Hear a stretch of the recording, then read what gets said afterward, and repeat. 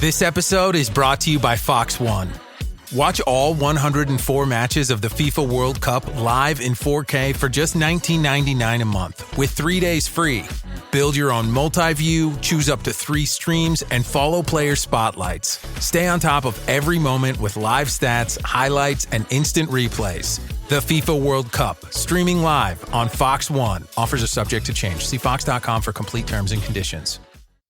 Hey, I just Venmo'd you for rent. Nice. Now I can instantly spend it whether I'm checking out online with Venmo or using a Venmo debit card. Say more. More exactly. Because the more you do with Venmo, the more you get. Like earning up to 5% cash back with Venmo Stash on a bundle of brands. So, order more pizza.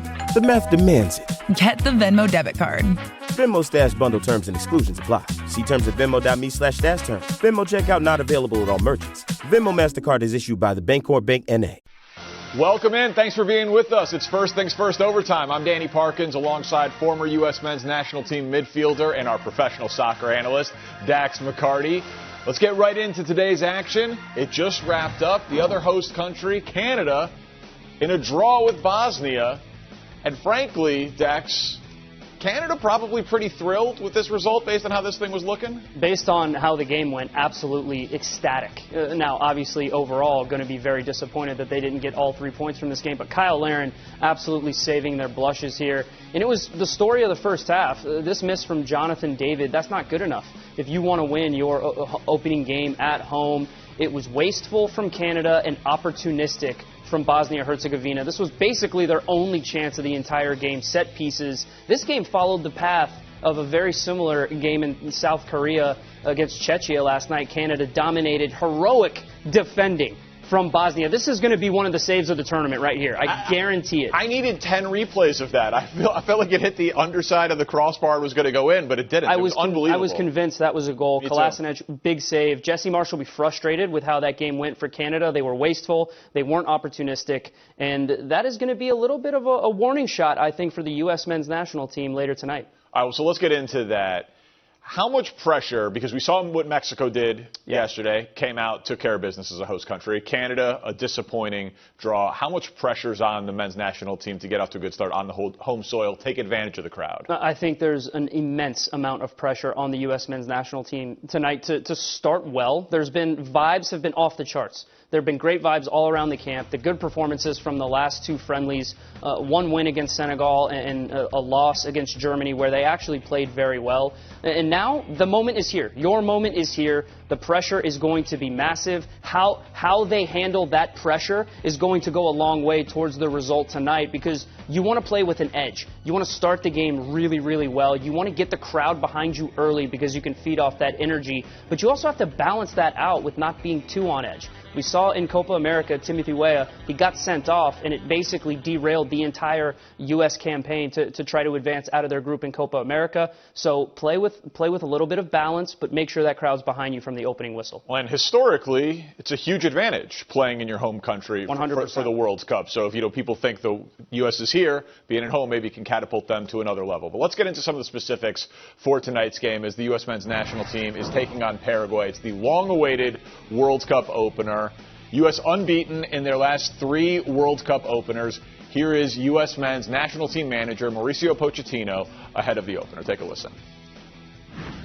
Being, consistent in our fight, I think that is why we can say that arrive in a very good condition. I'm so proud about the player, that all the players that were involved in that process in 1 year and a half until today, that all the players, I think they are much better players. They are, the mindset start to change.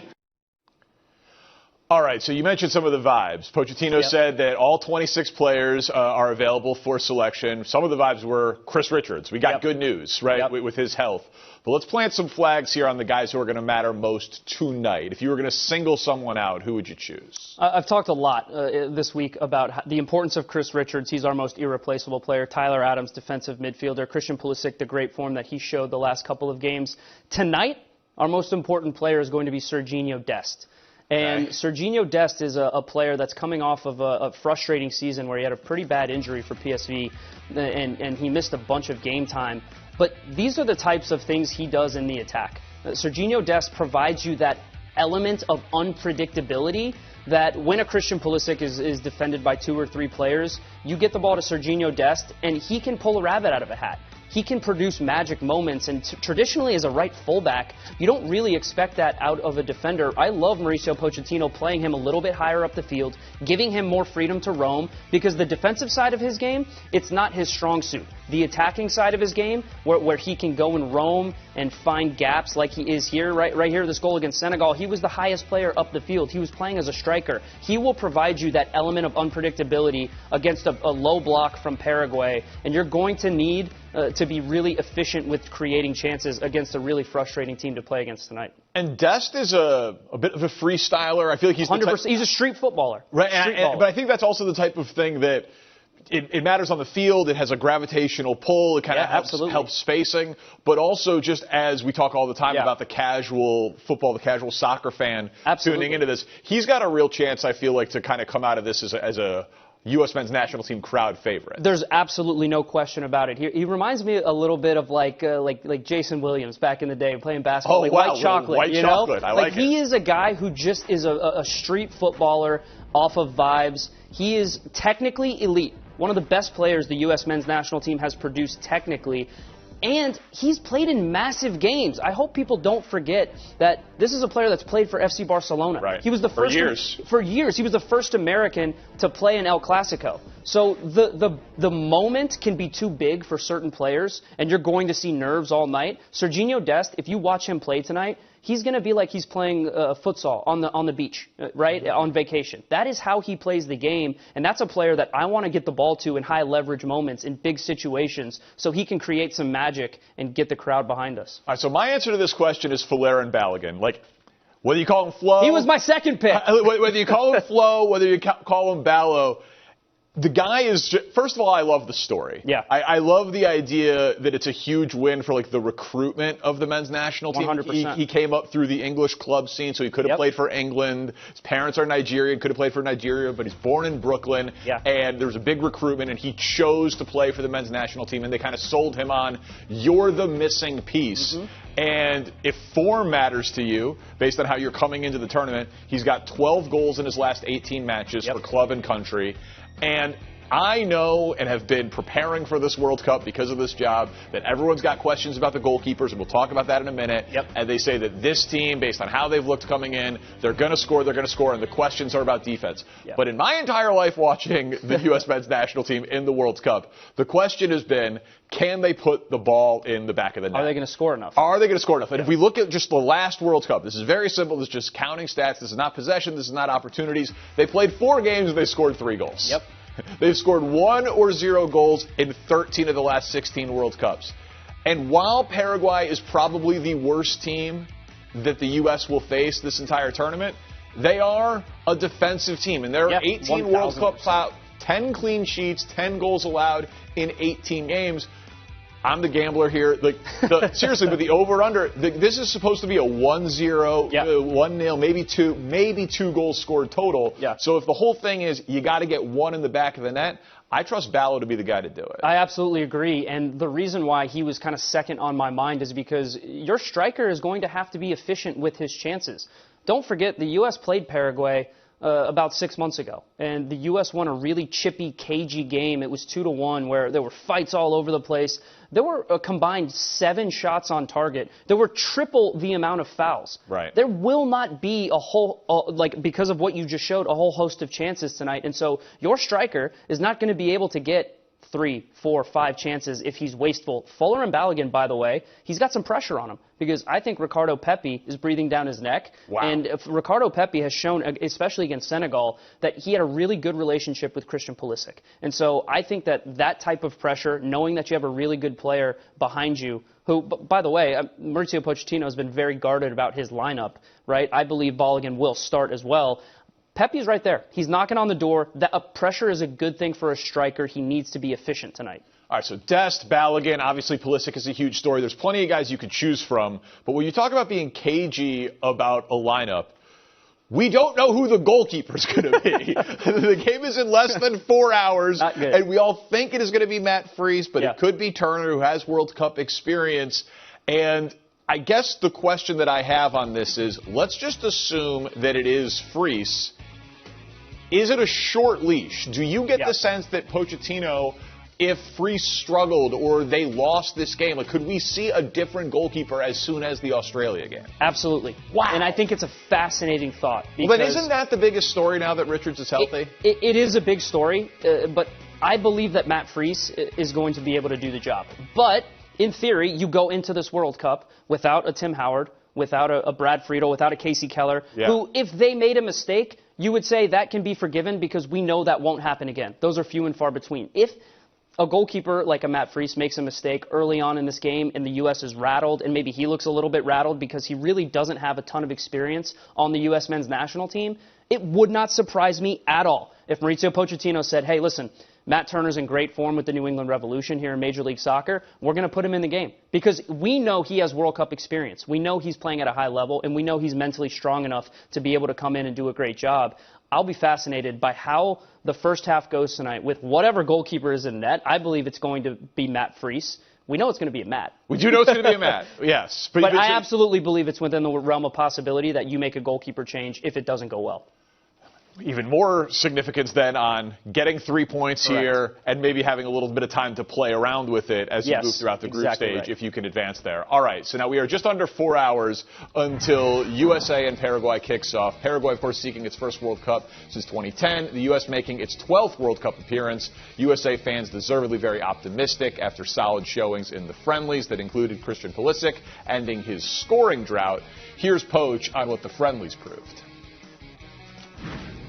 When we were close to the World Cup, I think we started to evolve and do better and better and better. I think the last two games, I think, allowed us to think and to feel that it's possible to do whatever we want and to compete in our best and to compete with big teams.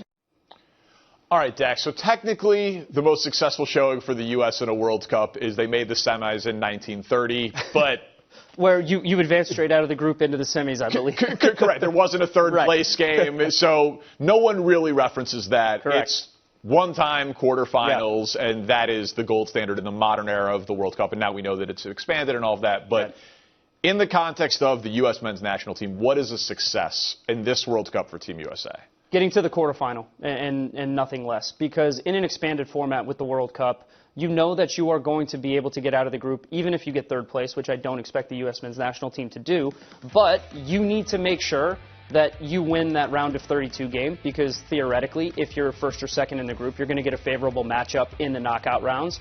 And then I want to see this team have a signature performance, a signature win. They had a great 5-1 victory about a year ago against Uruguay, but that was in a friendly. In an official competition, the U.S. men's national team has struggled for years. And this group of golden generation players, which we have described them as, it is time for them to step up and prove exactly why they are such a talented team, and now the results are tangible. And so I believe the U.S. men's national team, if they get to the quarterfinal, I think that would be a massive success. But I look at it in two different ways. On the field, getting to the quarterfinal, inspiring the country to get behind them, to fall in love with this game all over again.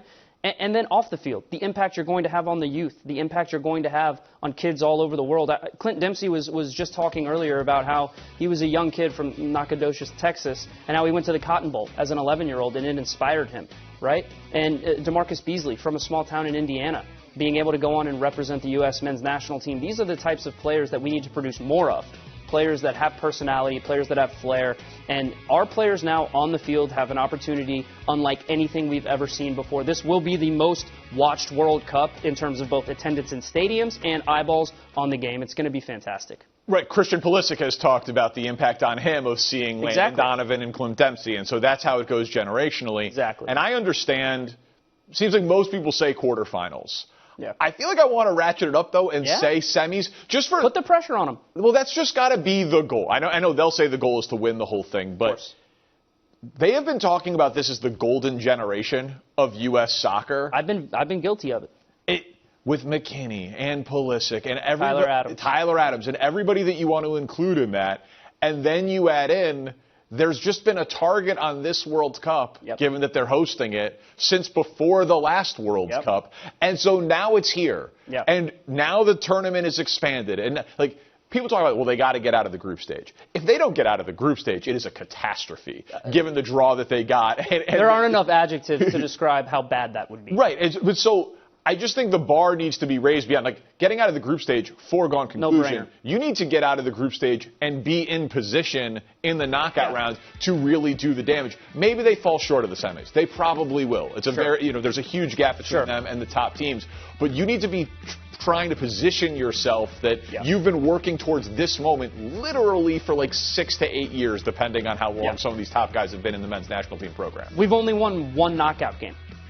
One knockout game. Right.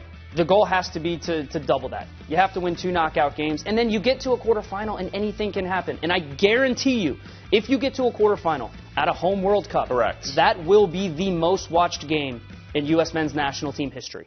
We're talking about otherworldly type of eyeballs on that game, and the importance of that game will be the biggest game in any of these players' lives.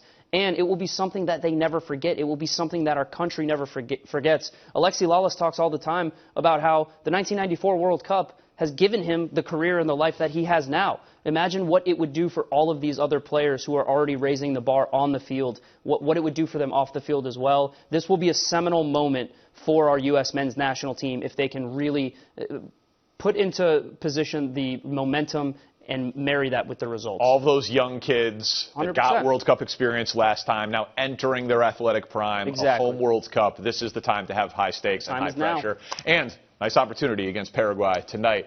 All right, we have Al Harrington and Rachel Nichols joining on the other side. The Spurs, remarkably, they don't seem phased by being down 3-1. We'll talk about their optimism as we get less than 4 hours.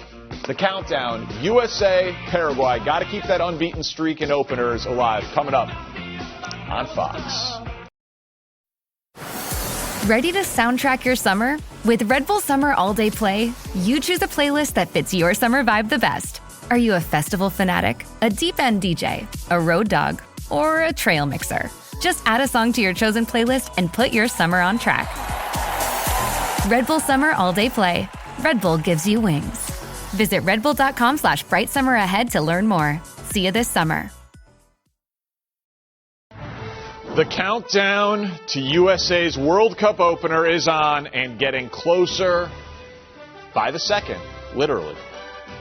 USA, Paraguay tonight, 9 o'clock Eastern on Fox. Really, everything is getting closer by the second, but we're not here to talk semantics. Welcome back. Let's talk NBA Finals. Game 5 tips off tomorrow night. Spurs looking to bounce back after, well, quite literally one of the most devastating losses in NBA history. Knicks now the heavy favorites, of course, to win it all. Despite that, it's kind of remarkable. Wemby remains very confident that the Spurs will bounce back. Take a listen. Everybody knows we're going to do it.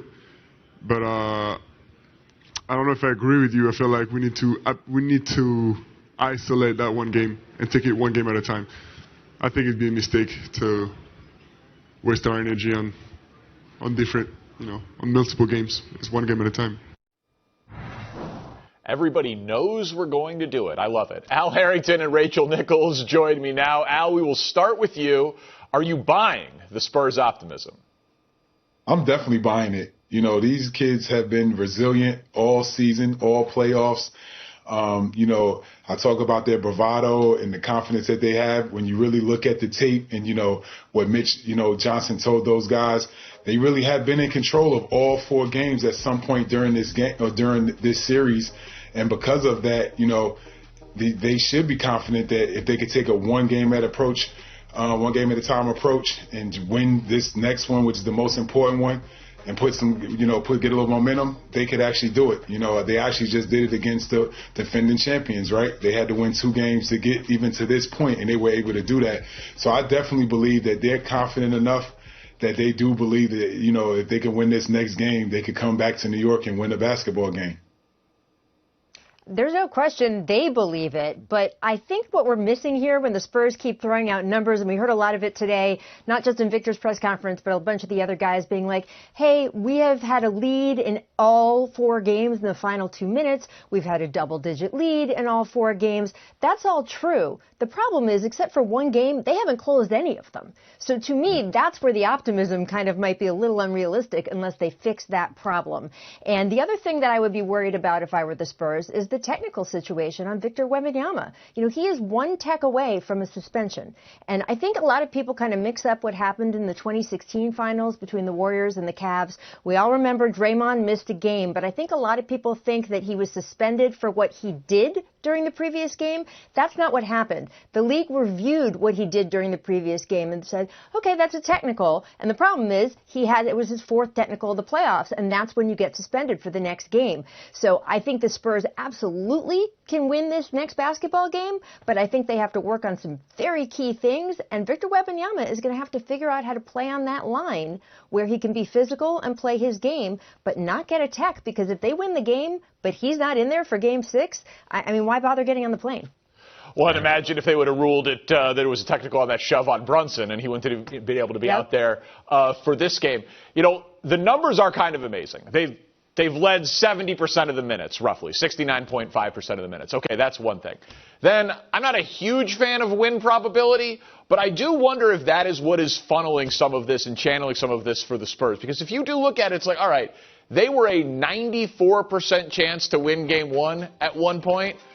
All right, 83% chance was their high water mark in game 2, but they had a 73% chance to win with less than a minute left. And then we all know in game 4, 99.6%. So when I'm wondering if they are just being told, guys, we are the only reason we're down 3-1. It's not the Knicks. I know we look at the Knicks as we have to give them credit, but it feels like the players on the Spurs are regurgitating talking points that they themselves are the sole reason that they're down 3-1 in this series, Rachel.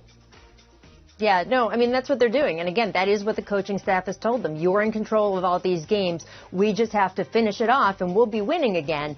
But that's easier said than done, and especially against a Jalen Brunson-led team. The thing about Jalen Brunson, when everyone talks about how short he is, right, and can he win, and the Becky Hammon comments and everything, we don't always take into account when a player does have a deficit, what they have to do to make up for it to succeed in the NBA. Jalen Brunson, in order to succeed at the level that he has had to do everything else, and that includes playing until the last moment of the final buzzer, no matter what the score is, and he has put that DNA into the whole team. So when the Spurs regurgitate those talking points that you just mentioned, and the coaches, what they're telling them, they're not taking into account that they haven't done the thing, which is close 3 of those games, and it's going to be hard against these Knicks, and it's going to be hard, by the way, in an arena that has a lot of Knicks fans in it. If you look at the ticket sales, there's already like what seems to be some New York fans coming into town. Al, are you buying those tickets? I saw the prices. I feel like are you going to be like 3rd row there in San Antonio? Maybe, man. I'm gonna wait till like an hour before the game, and then I'll look at the ticket, SeatGeek again, and see if I can find something good. Yeah. Al's gonna be there. All right. So you mentioned Jalen Brunson. Let's talk the other side of this thing. Knicks optimism, which of course they've got very good reason for. Rematch of the '99 finals between the Spurs and Knicks, looking like it's about to go the other way. We know the Knicks have the 3-1 lead. Jalen Brunson was brilliant in that second half comeback, and if they win a title, Brunson joins an elite group of players who averaged 25 or more points per game in the playoffs and ultimately hoisted the trophy. Those are just guys since the year 2000, but it's a who's who of some of the biggest names in the sport. All right, Rachel, specifically, I guess we'll talk legacy here. What would a title mean for Jalen Brunson? All right, so here is my take on legacy and Jalen. I think that if he leads them to this title, he is the greatest Knick of the modern era. And I say modern era because if you look at the 73 team, the 70 team, I mean, the Buffalo Bucks were playing in that. It was a 17-team league. I mean, you just really cannot, kind of compare what happened in the 70s versus what happens now. So I think if you take the modern era, which is, the Magic and Bird era on, and you'd say he's got to be the greatest Knick. I know that Patrick Ewing holds all the records. I know he played for 15 seasons. He got them to a finals. But if Jalen Brunson wins a finals, especially under these circumstances, I think he's the greatest Knicks player of the modern era. He's not the greatest player to play in a Knicks uniform, but the greatest Knick will be Jalen Brunson. I totally agree with that. We've been saying this for a while. If he can figure this out and lead them to their first championship, in my opinion, I think he's the greatest Knick. And I think to some of the things that Rachel alluded to of like how different it was, the league that they actually won their championships compared to what he had to get through to, win a championship here now. But I also take it a step further. I think he becomes one of the all-time greatest New York athletes of all time just because to me, and I mean, I put him up there with Joe Namath, Derek Jeter, everybody, because this is a basketball town. Right. And it's been so long. It's been 50 plus years. And if he could be the reason that, New York wins a championship, basketball specifically, I think he becomes an icon in the New York area. Yeah, I could just see him sitting courtside with Jeter and Eli Manning and all those guys and just, dining for free at Fort Charles for the rest of his life in this city. And the thing is, though, I completely agree with Rachel. I completely agree with Al. To me, it's like myth-making stuff. It's the Sandlot line, like, heroes get remembered, but legends never die. Like, people, right. Like, New Yorkers will be telling their kids bedtime stories about how little Jalen Brunson, slayed Wemby the Giant in 50 years. Like, the whole thing is just so, narrative-based of the little guy comes to New York, takes less money, team first, beats the 7.5-footer. So, I like to say all titles are not created equal in terms of how we remember them, right? Like Kevin Durant, he got his titles, but it was like, well, you joined a 73-win team, you teamed up with Steph Curry. It's not quite the same as Giannis doing it as a homegrown star in Milwaukee or Jokic doing it as a homegrown star in Denver. I know this isn't a homegrown star, but when you factor in size, opponent, contract, his dad, the drought, the city, I think it's legitimate folk hero stuff, and so I think we're all saying the same thing. Mount Rushmore, greatest athlete, next to Derek Jeter, but I don't think you could really overstate what it would mean for Brunson. Yeah, by the time Danny, I tell heroes my get remembered, and he's going to be 5'8". yeah, right. We'll tell the story of he's 5'8". Yeah. That's true. And I was going to say, heroes get remembered, legends never have to pay for another meal again. I mean, Walt Frazier's out here saying, look, I haven't paid for a meal since my championship. He's like, I'm counting on Jalen Brunson to extend that for me because I'm going to be part of this. And so if they win this title, he's like, that's it. I don't have to pay for any meals ever again in my life. And I think you bring up an interesting thing about the money, Danny. We're talking about who's the finals MVP if the Knicks win, and OG Anunoby certainly has the best stats, and he had those 2 great plays in the last game. But let's not forget, Jalen Brunson took $100 million plus less than he could have, and that is what enabled them to put this team together. So when you think about who the most valuable player on this team is, I don't know, it's the guy who allowed for 1 or 2 extra other guys to get into that starting lineup. Better him than me. Coming up, what would a finals exit mean for Wemby and the Spurs? We'll tackle this from the other side. Al and Rachel sticking with me next here on the OT. As we are under 3.5 hours away from USA and Paraguay. They meet for the first time since that 2-1 win in November. Little scuffle the last time out. We'll see if their sparks fly again 3.5 hours from now on Fox. So good, so good, so good. New markdowns up to 70% off are at Nordstrom Rack stores now. Stock up and save big on shoes, tops, dresses, accessories, and more must-haves for summer. Join the Nordy Club to unlock exclusive discounts, shop new arrivals first, and more. Plus, buy online and pick up at your favorite Rack store for free. Great brands, great prices. That's why you rack.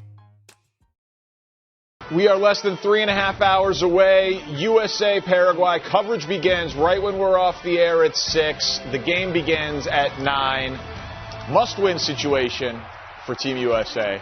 Coming up, 9 o'clock Eastern on Fox. But tomorrow is a literal must-win for the Spurs facing elimination at home.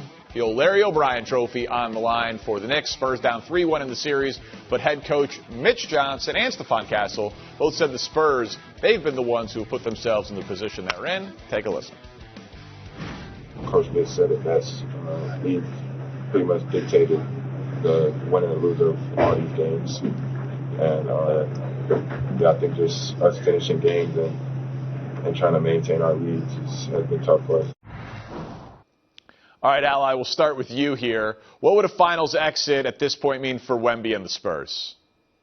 Obviously it's a mixed bag, right?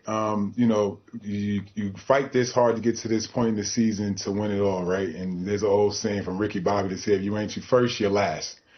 And but I think that, for Wemby specifically, he has a lot to be proud of, for him being in his third year, kind of speaking this kind of run into existence.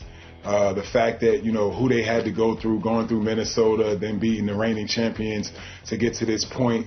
Obviously, there's so many things that he has to work on, right? So, I think that the first thing, when this exit happens, the first thing is he has to sit down with his team and figure out, how does he get better, right? How does he get stronger? How does he find a go-to move? I think from an organization standpoint, they should feel really good, right? Because they found their core guys, right? It's him, it's Stephon Castle, and it's Dylan Harper.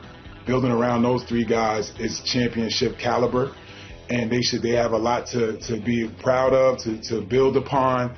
And I expect next year, if they do exit, for them to be obviously better in the regular season. And then when they get to the playoffs, having a year of, playing at this level under their belt, that hopefully they'll be able to finish a lot of these games, because to their point, they have dictated the winning and the losing in each one of these games. And, there's some instances, different ball bounce different ways. They could be 3-1 Spurs, right? So with that, they have a lot to be proud of. But, obviously there will be a lot of disappointment. But, I would be looking forward to seeing how well they play next year. Al, you and I have been around this league for quite a while. I covered the 2007 finals when LeBron James and a young Cavaliers team made LeBron's first entrance into the NBA finals. They were swept in that series, ironically, by the San Antonio Spurs. You know what? LeBron did fine after that, right? 4 titles, 4 MVPs, 3 Olympic gold medals. I don't think this is going to be some stain on Victor Wembanyama's legacy. In fact, when LeBron did that, it was his 4th year in the league. This is Wemby's 3rd year in the league. And as Al noted, what's amazing is no matter how good you think that Victor Wembanyama is, he is going to get so much better, because in every bucket, he has room to improve. We talk about the physical bucket, right? He's obviously gotten worn down in a lot of these games. So he's going to have to build up his strength and his lower body strength, because he gets knocked off balance a lot. So that, frankly, has to be an area he has to work on. He's got to fill the mental bucket a little more. This kid seems pretty unflappable by everything that's happened to him, but obviously those 2 missed free throws, and you could just see him at the line, right? He kept taking those deep breaths. That's mental, especially the way that he missed those 3 throws. And then there's the X's and O things. He does need a go-to move. That's what's amazing, is he's floating around out there sometimes looking like he doesn't know exactly what he's supposed to do. If he gets an automatic the way we've seen with so many of these other players, I think that's going to help him in the final minutes of games. So I think his legacy will be just fine. This can only be remembered as a good thing for him. The Spurs were supposed to win, according to Vegas, 44 games this year. They won 20 more than that. This is definitely an accomplishment to make it this far, and I think it's only the beginning of what we're going to see from Wemby. If the series is over tomorrow, we'll have to see. This could go on to Game 6 in New York on Tuesday. We'll have to find out. Right, and then the pressure in some ways will swing back to the Knicks, and we know that the Spurs can win in the Garden, and I don't by any means think this series is over, because to Al's point, it could be 3-1 Spurs. It could be 4-0 Spurs. I think it could be 4-0 Knicks or 4-0 Spurs at this point, but I guess for the purposes of the exercise, I will say, let's say it ended on Saturday night. It would just mean that inevitable has to wait a little bit, but ask Dan Marino about inevitable. Ask Charles Barkley about inevitable. The Thunder think they were the better team.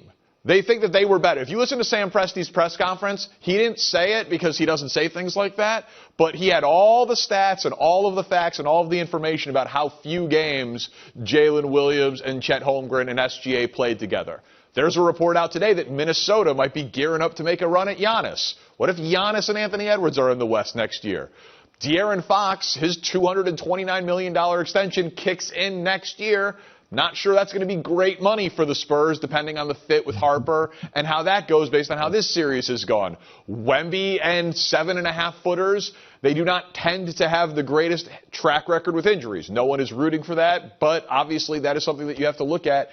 Will his prime be as long as LeBron's? Everybody watches the Spurs and say, Castle, Harper, Wemby, their age, how ahead of schedule they are, they're going to rip off 5 of the next 7, they're the next dynasty. But Rachel, you've covered the league long enough to know that even though it felt like LeBron was inevitable, it's still the 2011 series against Dallas, That's year 8. Right, so and he didn't have it yet. So it can still be years and years before that inevitable ticket for Wemby actually cashes in. And by the way, the rules have changed. The rules have changed even just since this latest Warriors dynasty. If you're going to go back dynasty to dynasty, the Lakers, the Bulls, obviously. The CBA has changed so much. The league office has tightened up who can draft who when, who can trade who when, what your salary cap is. You're not going to see those 4 wins in 5 years kind of runs under this current system. I'm not saying you'll never see it again, but right now it's not set up for that. So you're absolutely right. You got to make the most of it while you're there. We've heard Dan Marino so many times talk about how much he regrets not really appreciating in the moment what he might have had. But you know what? Basketball is a different game from football. You don't need as many people there to do as many things right. If one guy is in control, Al, you know, if you have a guy like Wemby, he's got a lot more control about whether you get back to an NBA Finals than, say, Dan Marino in a Super Bowl. Definitely. And, you know, he's ahead of schedule, right? And I honestly believe that the way that team is built, like, they will continue to, like, have success at playing at a super high level. And, you know, one of the things I'll say, like in my career, like when I first came in the league, first year I went to the conference finals. Second year I went to the finals. I thought my whole career was going to be like that, right? Only went to the conference finals again one more time in a 16-year career, right? So you definitely have to take advantage of these moments and not take them for granted and not just think, oh, we're young, we're going to get there. And I don't know, I think that kind of trickles in just with these kids a little bit, right? You know, they keep talking about, like, right now. They're not conceding to, like, they're young and it might be over. They're just like, look, now it's one game at a time. We're going to figure this out. We're going to try to win and take advantage of this moment. And that's what I like about the Spurs mindset. You know what I'm saying? I don't think that they're just like, we're young and this is going to continue to happen. They're trying to figure this thing out, you know, currently right now. And just one more thing on Wemby, like, you know, this exit does happen. I just really think for him, you know, he did a bunch of good things last summer. The Shaolin Monks, he went here, Hakeem Olajuwon. I think he has 2 legends that live right there in San Antonio that can help his game. You know, you got Tim Duncan, who's one of the greatest post players ever. And then you had David Robinson, who was another bad man as well. Don't forget, you know, he needed 70 points in one game, last game of the season. And don't think that they weren't guarding. It wasn't a Bam Adebayo 80 points. It was a hard 70 where they were actually guarding, and he scored 70. So you guys 2 great legends that are right there that play within that organization that he should be working with all summer and creating a package of moves that he can go to when games get tough and these get one-possession games that he can figure out how to help them get over the hump and win the game. Bam Adebayo can't stop catching strays on this show. Rachel, Al, thank you so much. Enjoy the game. We will talk to you guys soon. But Dax McCarty is going to join me coming up from a literal must-win to a must-win for the men's national team. 3 hours and 15 minutes and 48, 47, 46. Yeah, we're very excited for the U.S. men's national team to get underway. 9 Eastern on Fox. Study and play come together on a Windows 11 PC. And for a limited time, college students get the best of both worlds. Get the Unreal College Deal. Everything you need to study and play with select Windows 11 PCs. Eligible students get a year of Microsoft 365 Premium and a year of Xbox Game Pass Ultimate with a custom color Xbox wireless controller. Learn more at windows.com/student offer. While supplies last. Ends June 30th. Terms at aka.ms/collegepc. USA Paraguay just over 3 hours from now on Fox. Coverage begins on Fox right when we're done here with the OT. Cannot wait for that game. But we want to welcome you back into the World Cup corner. Dax McCarty and I are here. And there's so many great moments. It's like a cultural exchange when the World Cup and everyone comes into America. This is Erling Haaland and the Norwegian national team. They're based in Greensboro. They're like, you know what, let's go to the Canes game just a little bit over an hour away. You know, soccer players watching hockey. I bet you Haaland would be a tremendous hockey player. Well, he's got the man bun. Yeah, you know, they've got the playoff beards going and the whole thing. A hockey player's tall. There's a range. He'd be an enforcer. Yeah, he'd be an enforcer on the ice. It's tough, though, out there. Now, I got to say, this next one, for it not to be my favorite, tells you that there's a really good one coming. But so, Lawrence, Kansas, home of the Jayhawks, they are the base camp for Algeria. Yeah. And Lawrence is a great town. My wife is actually from there. I've spent a ton of time in Lawrence. Take a listen how the collegiate atmosphere welcomed the Algeria team to Lawrence.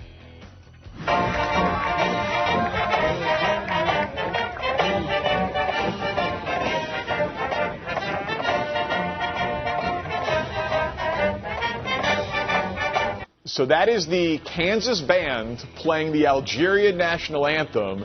And they're at Allen Fieldhouse right there, one of the most storied American institutions for sports. And apparently they got people, so the chant for Jayhawks fans is Rock Chalk Jayhawk. Yeah. Apparently people are going all around Lawrence saying Rock Chalk Algeria. That's exactly right. And I think that it should be that. That football throw right there from Riyad Mahrez, I don't want to see it again. It hurts my eyes. Yeah, you're very worried about any football related injury. It hurts my eyes. Just juggle, guys.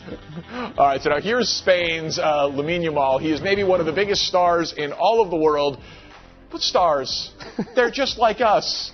Come to America, you're hanging out in Georgia, you got to stock up, maybe you're in an Airbnb. Let's go to Walmart. I can't imagine what he would need to be shopping for at a Walmart, but he probably got some, what do you think he got? Some Pirates booty? Big thing of Pirates booty for the guys? If it was like soccer when I played, orange slices, Capri Sun, whatever you need to do. I guess he's a little bit more skilled, given he's one of the most skilled players I've ever seen. But I just love the idea of, in Spain he's having sangria because that's the culture there. And here he can't drink. So it's like, it's probably never been somewhere where you can buy literally everything you ever need. Yeah, let's just go hang out at a Walmart. And then here's the last one.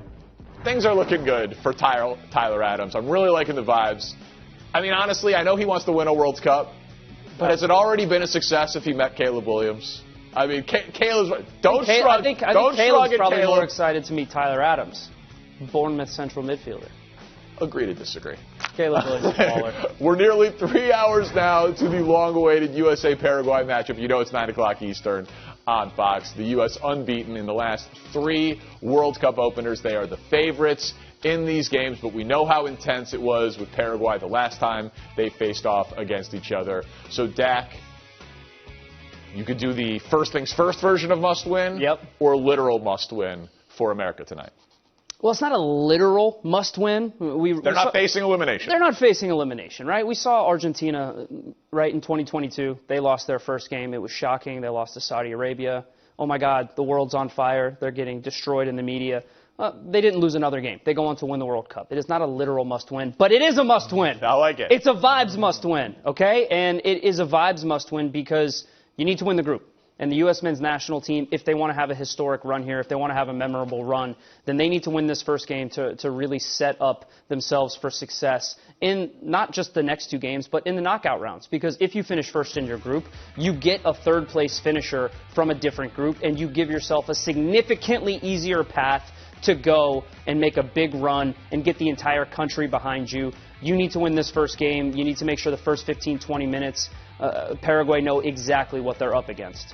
Right, so it's 3 points for a win, 1 for a draw, 0 for a loss. This is probably the worst team, barring a huge upset, that the U.S. will face the entire tournament. If you get 4 points, you're probably going to make it in the new format. 5, you're good. But to your point, like if you get out of this and you finish second in your group, you could face Belgium and be an underdog in that spot. If you finish third in your group and advance, catastrophic scenario, you are for sure an underdog in the knockout round. If you want to get to the quarterfinals or the semifinals and make actual history, it is a must-win. Yes. And then on the vibe side of it, listen, for Tyler Adams and Pulisic and all those guys, they just want to win, but it is an undeniable thing. Argentina loses. They're not playing for Argentina to care about football. Correct. They already care. Correct. U.S. men's national, they're playing for a lot. They're playing for a lot. They're playing for the next generation. They're playing to try to capture hearts and minds and to get people to really be as excited about this as we all are. So if they come out and lay an egg in this spot, it's going to be very tough to... we'll be there for the Australian, but it's going to be harder 100%. To get all of that momentum of everybody talking about it between now and June 19th. For the next exactly, match. And you just get the haters to continue to kind of pile on and say, see, this is why we're never going to be good in soccer in the U.S. because they're only going to take this one result and run with it. That's why you got to win the game. And this is also a really important moment and opportunity for Mauricio Pochettino. We have seen especially earlier today, the Canadian men's national team didn't have a great start to the game, and Jesse Marsh was 10 minutes away from having to answer questions about why his team lost their first game of the World Cup, and yet he makes a big substitution. He subs in Kyle Larin, and with his first touch of the ball, he scores a goal, gets Canada back in the game, gets them a very valuable point.